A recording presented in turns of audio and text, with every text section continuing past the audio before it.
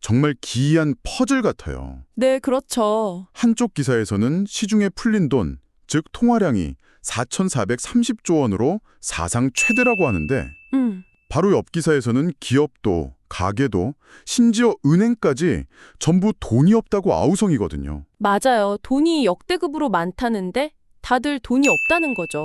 네, 이 미스테리 오늘 저희가 한번 풀어보려고 합니다. 특히 자료들은 이 모든 혼란의 시작이 2년 전 한 아파트 단지에서 시작됐다고 지목하고 있어요. 아, 어떻게 아파트 하나 구하는 문제가 지금의 환일 위기 논란까지 이어졌는지 그 연결고리를 추적해 보겠습니다. 네, 오늘 우리가 함께 따라가 볼 이 이야기의 핵심을 한 단어로 요약하면 시간 벌기라고 할 수 있을 것 같아요. 시간 벌기요. 네, 문제가 터질 때마다 근본적인 해결책 대신에 더 큰 빚으로 임시 방편을 거듭한 거죠. 아, 그 결과 작은 균열이 댐 전체를 무너뜨릴 수 있는 시스템 위기로 번져나갔는데요.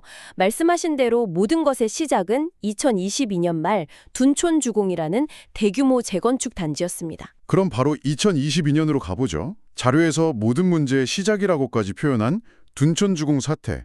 이게 대체 뭐였길래 이렇게 중요하게 다루는 건가요? 당시 7,200억 원 규모의 프로젝트 파이낸싱, 그러니까 PF 대출 상환에 실패하면서 시작된 위기였습니다. 7,200억 원? 맞습니다.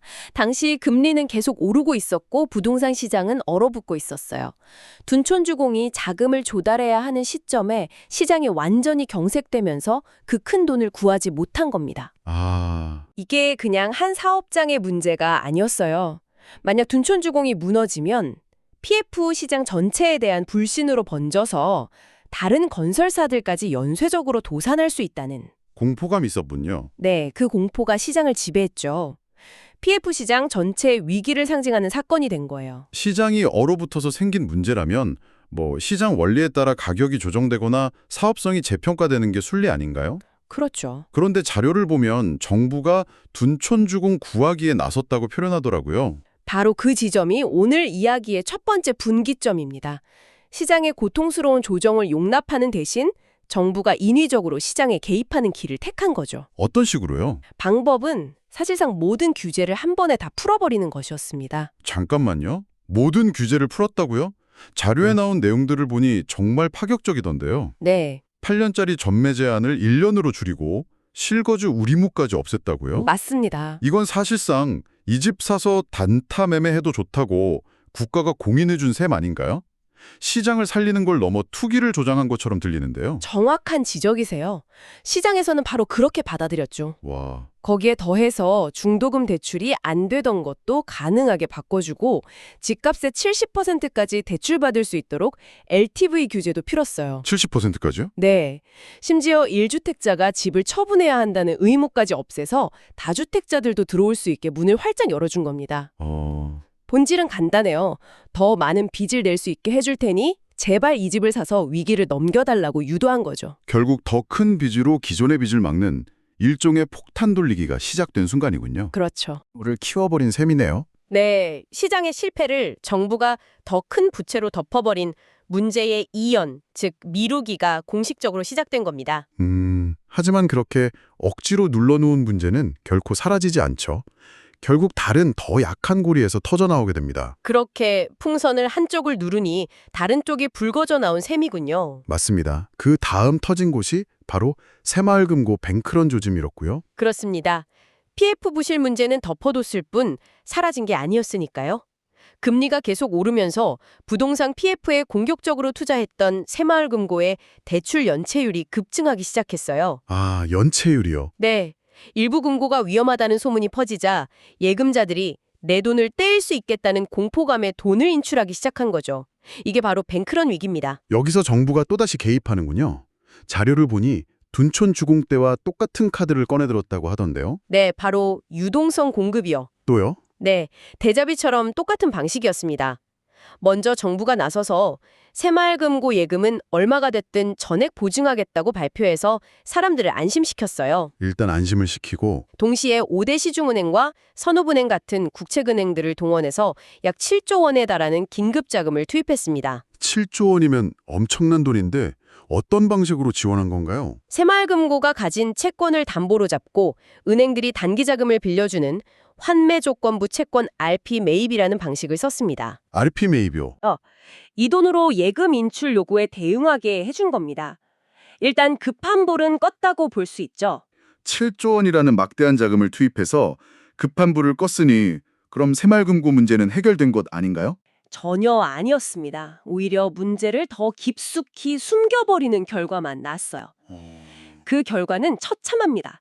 자료를 보면 새마을금고는 2년 연속 조 단위의 적자를 기록하고 있고 연체율은 6%대에서 7%대로 계속 오르고 있어요. 계속 오르고 있다고요? 네, 근본 원인인 부실 채권은 그대로 남아있으니까요. 그런데 어떻게 겉으로는 문제가 없어 보일 수 있는 거죠? 부실해진 금고를 옆에 있는 우량금고와 강제로 합병시키는 방식을 쓰고 있기 때문입니다. 아, 통폐합이요? 네, 여기서 핵심은 부실 채권은 중앙회가 모두 떠안고 우량자산만 옆 금고가 흡수하는 방식이라는 거예요.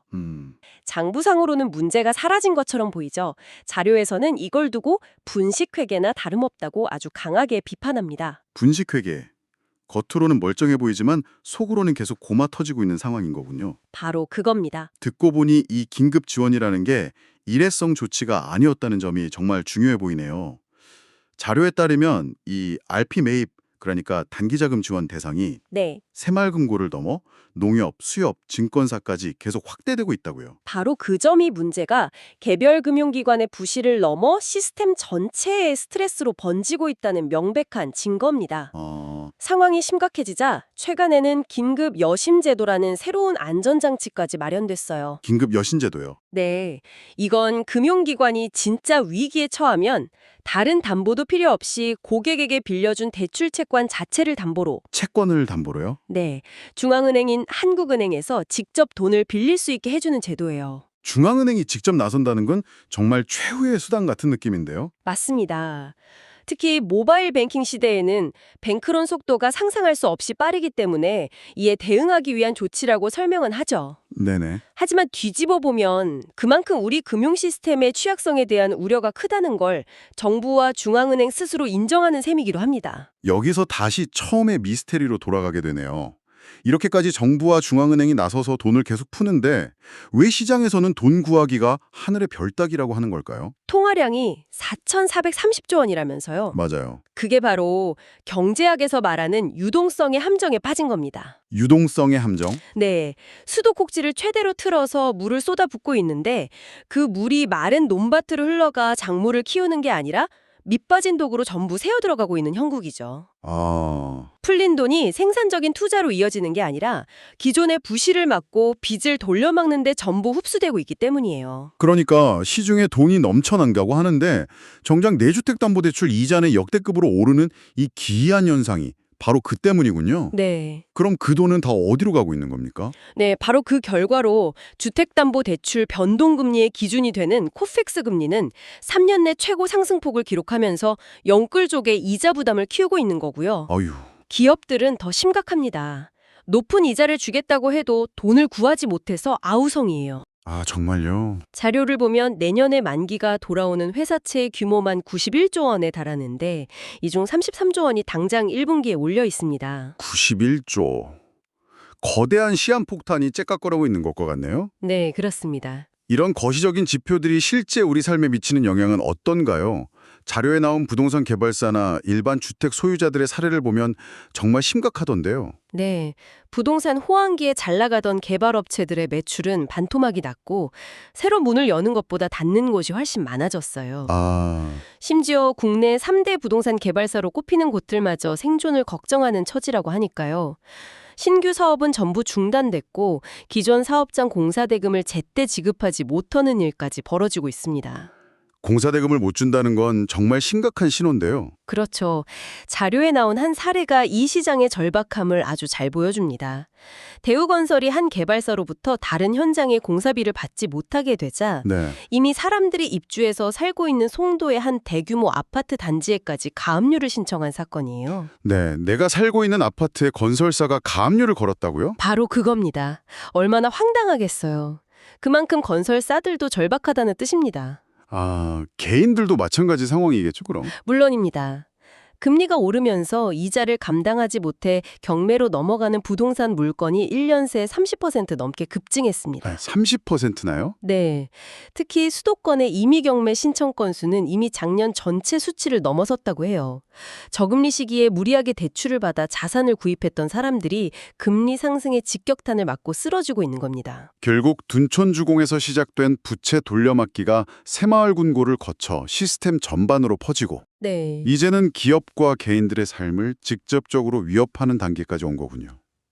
그리고 이 모든 문제들이 결국 환율 위기라는 하나의 종착점으로 모여드는 양상입니다. 맞습니다. 원달러 환율이 1,500원을 위협하는 상황까지 왔는데 가장 기본적이고 정석적인 대응책은 기준금리를 인상해서 원화의 가치를 높이는 거거든요. 그렇죠. 그런데 그 카드를 전혀 쓰지 못하고 있죠. 왜 금리 인상을 하지 못하는 건가요? 그게 가장 효과적인 방법이라면요. 바로 두 점이 한국 경제가 처한 딜레마입니다. 딜레마. 지금 여기서 금리를 올리면 환율은 어느 정도 방어할 수 있겠죠. 하지만 그 순간 방금 이야기했던 한계에 다다른 가계와 기업 부채가 한꺼번에 터져버릴 겁니다.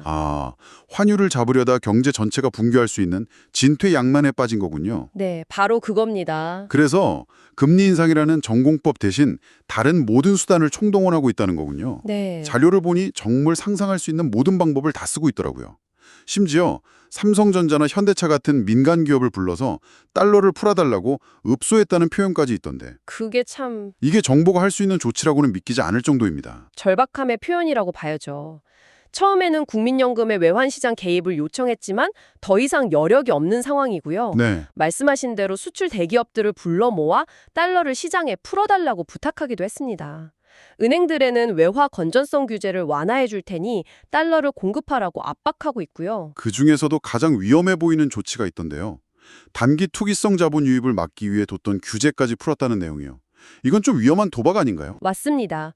외국계 은행의 선물환 포지션 한도를 대폭 늘려준 조치를 말씀하시는 것 같은데요. 네, 그거요. 쉽게 비유하자면 이건 은행들이 미래 환율에 베팅할 수 있는 판돈의 한도를 사실상 없애준 거나 마찬가지예요. 단기적으로는 달러를 끌어들일 수 있겠지만 자칫 환차익을 노리는 국제 투기 자본의 놀이터가 될 수 있습니다. 오히려 시장의 변동성을 폭발적으로 키울 수 있는 아주 위험한 도박이죠. 금리 인상이라는 탈을 쓰지 못하니까 이런 무리수까지 동원하고 있는 거군요. 네, 그렇습니다. 오늘 이야기를 쭉 정리해보니 마치 작은 상처를 제때 치료하지 않고 계속 밴드만 붙여서 덮어두다가 결국 팔 전체가 썩어 들어가서 절단해야 할지도 모르는 위기로 번진 것 같다는 생각이 드네요. 네. 매 순간 단기적인 고통을 피하려던 선택들이 모여서 거대한 시스템적 위기를 만들어낸 셈입니다. 아주 정확한 비유라고 생각합니다. 빚으로 빚을 막는 방식은 영원할 수 없으니까요. 그렇죠. 그동안 수면 아래 억지로 감춰두었던 PF 부실, 과도한 가계와 기업 부채 문제들이 이제는 더 이상 덮을 수 없는 한계에 다다랐다는 신호를 계속해서 보내고 있는 겁니다. 이제 청취자분들께서도 처음에 그 미스터리가 풀리셨을 것 같습니다. 시중에 돌은 넘쳐나는데 내 주머니는 비어가는 이유. 그 배경에는 이런 거대한 폭탄 돌리기가 있었던 거네요. 네, 오늘 저희가 살펴본 자료들은 정부가 금리 인상이라는 가장 정석적인 수단을 제외한 거의 모든 비상대책을 동원하고 있음을 보여줍니다. 하지만 이런 조치들마저 효과를 잃고 있는 지금 우리가 한번 생각해 봐야 할 지문이 있습니다. 어떤 질문이죠? 더 이상 피할 수 없는 순간이 온다면, 즉 이 폭탄 돌리기가 멈춘다면 어떻게 될까요? 우리 사회가 수년간 미뤄왔던 고통스러운 부실 정리는 과연 어떤 모습으로 우리에게 다가올지 한번 고민해 보실 필요가 있겠습니다.